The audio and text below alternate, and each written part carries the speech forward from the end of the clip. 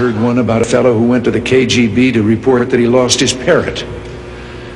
The KGB asked him why he was bothering them. Why didn't he just report it to the local police?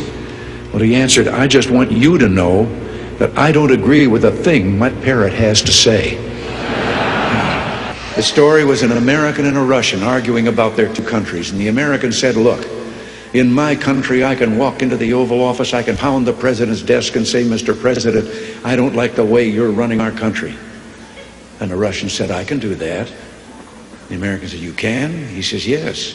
I can go to the Kremlin, to the General Secretary's office, pound his desk and say, Mr. General Secretary, I don't like the way President Reagan's running his country. Man walking along the street at night, Moscow, Soviet soldier called to him to halt. He started to run. The soldier shot him. And another man said, why did you do that? Well, he said, curfew. Well, he said, it isn't curfew yet. He said, I know. He's a friend of mine. I know where he lives. He couldn't have made it. I didn't tell this one to Gorbachev.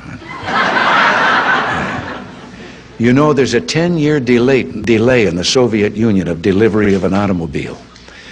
And you go through quite a process when you're ready to buy, and then you put up the money in advance.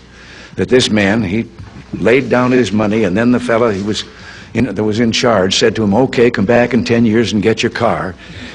And he said, morning or afternoon? And the fellow behind the counter said, well, 10 years from now, what difference does it make?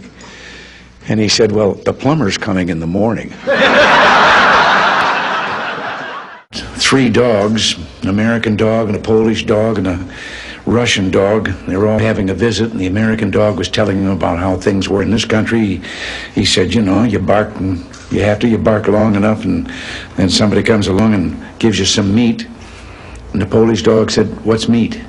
The Russian dog says, what's bark?